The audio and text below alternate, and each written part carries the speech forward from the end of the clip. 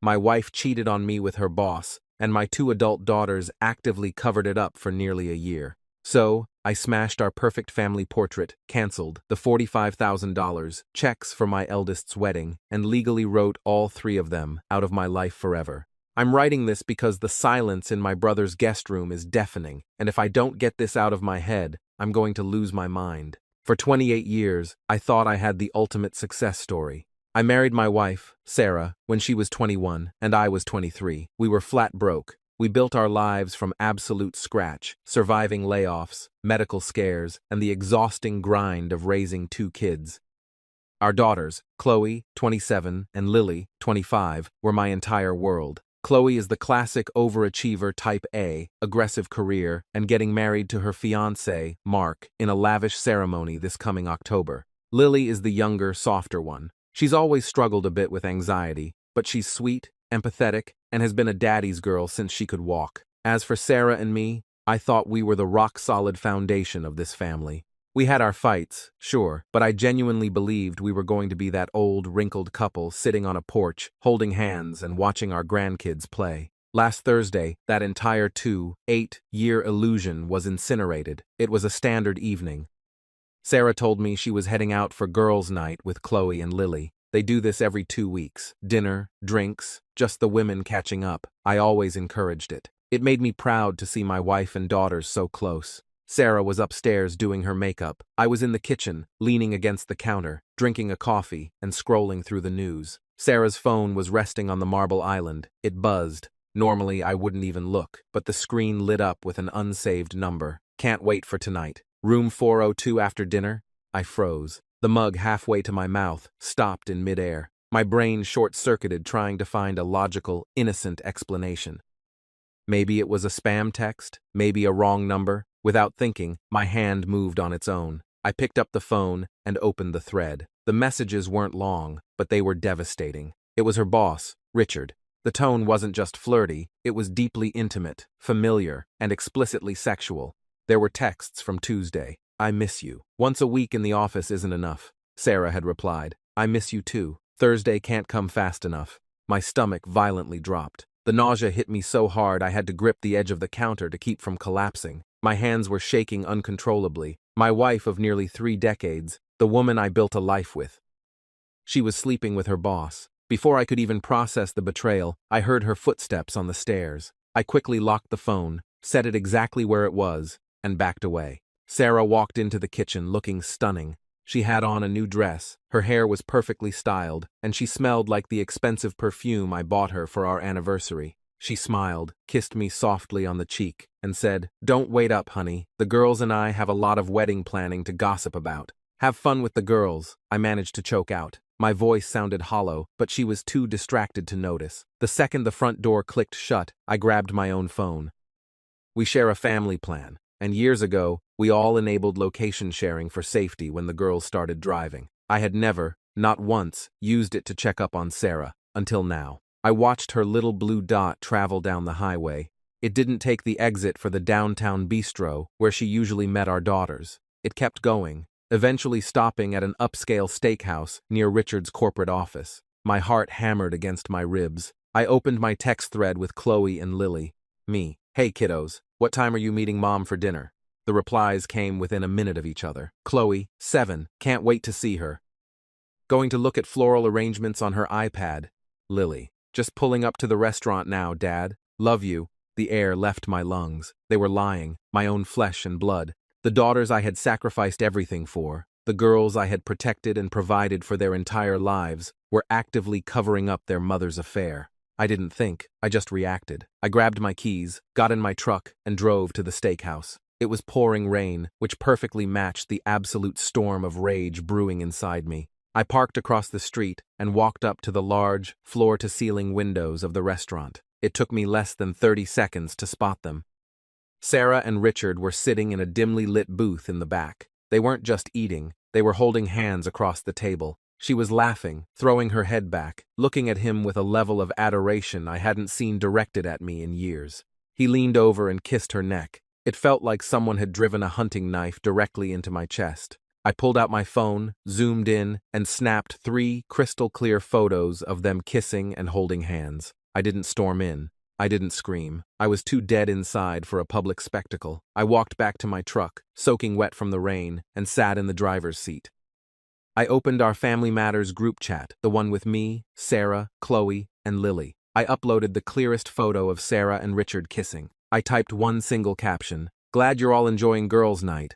I hit send. Then, I powered my phone completely off, threw it into the passenger seat, put the truck in drive, and drove to my older brother Dave's house in the suburbs. I couldn't go back to the home I had paid for, to the life that was entirely built on a foundation of lies. Update 1. I spent the entire night staring at the ceiling of Dave's guest room. Dave had taken one look at my face when I showed up at 9 p.m., handed me a glass of scotch, and didn't ask questions. When I finally turned my phone back on at 8 a.m. the next morning, it practically vibrated out of my hand. I had 47 missed calls, dozens of voicemails, over 100 text messages. Sarah's messages were a frantic escalation of panic. "Please tell me where you are. I can explain. It's not what it looks like. Please, we need to talk. I love you." I deleted her voicemails without listening. Hearing her voice made me physically ill. Lily's messages were a wall of pure hysteria. "Dad, I'm so sorry. I never wanted to lie to you. Mom made us swear not to tell. I hate myself. Please, don't hate me.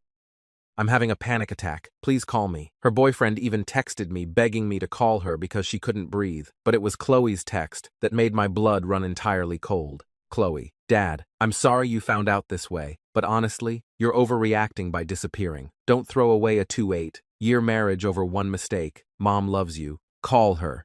Overreacting, one mistake. My own daughter, whose $45,000 wedding I was currently financing, was telling me that my wife's premeditated, hotel booking, months-long affair was just a little mistake that I needed to get over. The shock wore off, and a cold, calculating rage took its place. I didn't reply to any of them. Instead, I got dressed and asked Dave to drive me to the bank. Over the next 4 hours, I executed a flawless financial lockdown. I transferred exactly 50% of all our joint savings and checking accounts into a new, solo account at a completely different bank. I removed my name from our shared credit cards. Then, I made the most satisfying phone calls of my life. I called the Grand Plaza Hotel, the high-end florist, and the luxury caterer for Chloe's upcoming wedding. I had been paying for everything on my personal American Express. "Hi, this is the father of the bride. I need to permanently remove my card from the file and cancel all upcoming scheduled payments. The bride and her mother will be taking over the financing from here on out." By noon, I was sitting in the office of the most aggressive, shark-like divorce attorney Dave could find. I showed her the texts, the photos, and the financial records. She assured me that while it was a no-fault state, my proactive financial separation was smart, and we were going to file immediately to lock down the remaining assets, including my business and my retirement. At 4 p.m., I finally sent Sarah a text, "Meet me at the house in 1 hour, alone." When I walked through the front door of our home, it felt like entering a graveyard. Sarah was sitting at the kitchen island, looking like she had aged 10 years overnight. Her eyes were swollen shut from crying, and she wasn't wearing her wedding ring. "Thank you for coming home," she whispered, her voice cracking. "I'm not home," I said, my voice dead. "I'm here to handle business." She immediately launched into the rehearsed tears. "It meant nothing. It was just a stupid midlife crisis mistake. I felt neglected. You were always working, and Richard just paid attention to me. It's only been going on for 6 months. Stop," I cut her off. "I don't care why you spread your legs for your boss. I care about the fact that you weaponized my daughters against me." "How long have they known?" She flinched. A few months. Lily found out by accident. She saw a text. I begged her not to say anything. Chloe found out a few weeks later. I told them I was ending it. I didn't want to ruin the family. "You didn't want to ruin your comfortable lifestyle," I corrected her. "You made our children accomplices in your infidelity. Every time I asked them how their day was, every time we had Sunday dinner, they looked me in the eye and lied to protect your dirty secret." "Please," she sobbed, reaching for my hand. I stepped back in disgust. "We can go to counseling. We can fix this. I filed for divorce 3 hours ago," I stated cleanly. "You will be hearing from my lawyer. I've taken half the liquid assets, which is my legal right. Oh, and one more thing. I canceled all the funding for Chloe's wedding. Since she thinks cheating is just a mistake, she can ask her new stepdad Richard to pay for the open bar." Sarah screamed, an actual guttural scream of panic. You can't do that. The final deposits are due next week. She'll lose the venue. Not my circus. Not my monkeys, I replied. As I walked out the front door, I stopped in the hallway. There was a massive, expensive, framed photo of the four of us from a vacation in Hawaii. We all looked so happy. I took it off the wall and dropped it flat onto the hardwood floor. The glass shattered into 1,000 pieces. Clean that up, I said, stepping over the glass. I'll send movers for my things next week. Update 2.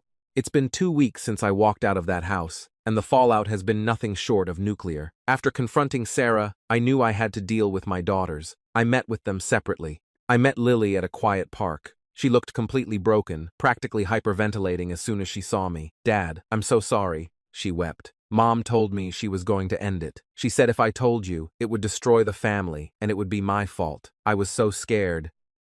I didn't know what to do.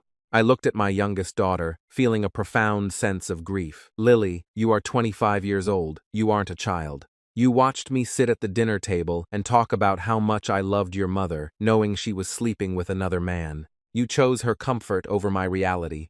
I'll do anything, she begged. Please don't cut me out. I love you.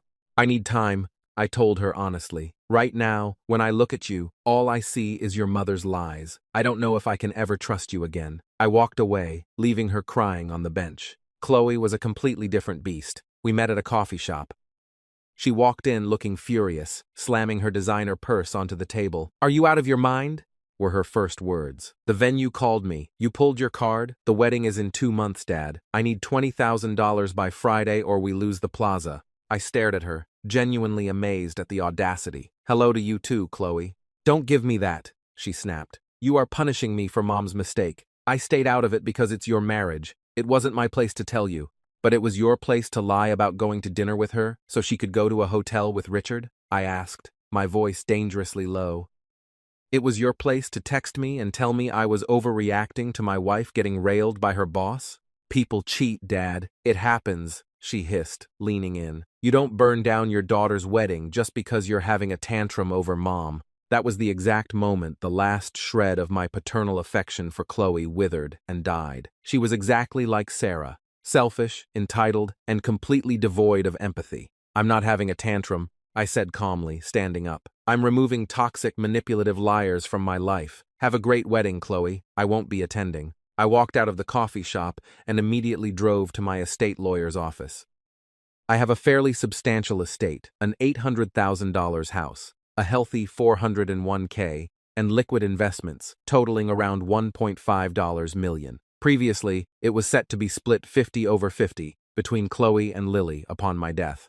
I had the lawyer tear the whole thing up. I formally removed Sarah, Chloe, and Lily as beneficiaries. I redirected my entire estate to my brother Dave's 2 kids, my niece and nephew, who have always been respectful, kind, and loyal. When the news hit the grapevine, the explosion was magnificent. Chloe sent me a vile, expletive-laden email calling me a deadbeat and a monster. I blocked her email. Mark, her fiancé, actually tried to call me to man negotiate the wedding funds. I laughed and hung up on him. From what Dave's wife has heard through town gossip, Chloe couldn't secure a loan in time. They lost the Grand Plaza Hotel, the luxury caterer, and the florist. They are now scrambling to put together a backyard wedding at Mark's parents' house. Sarah's affair became public knowledge because Richard's wife found out I may or may not have anonymously mailed her the photos I took outside the restaurant. Richard is currently going through a vicious divorce of his own, and Sarah has been forced to move into a tiny 2-bedroom apartment because we are forcing the sale of the family home. Lily sends me a text every Sunday. I love you, Dad.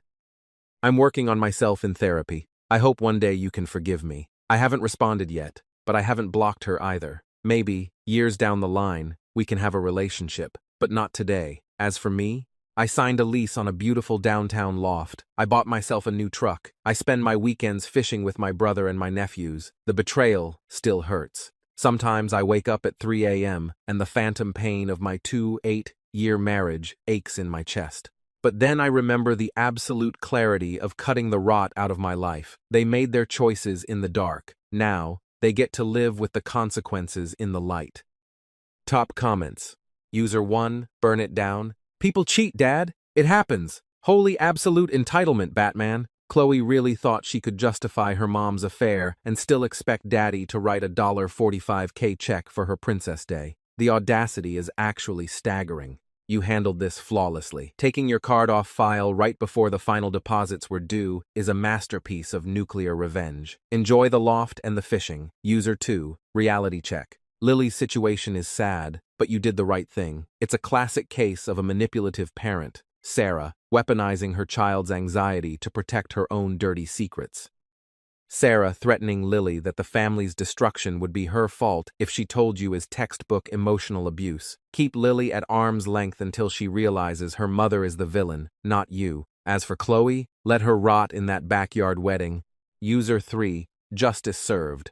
Mailing the photos to Richard's wife was the cherry on top. It's amazing how these cheaters think they exist in a vacuum. Sarah blew up a 8-year marriage for some office thrills, dragged her own kids into the mud to hide it, and expected to just say, oops, midlife crisis, and keep her cushy life. The fact that your estate is going to your loyal brother's kids is the ultimate power move. Stay strong, OP. You dropped 3 dead weights.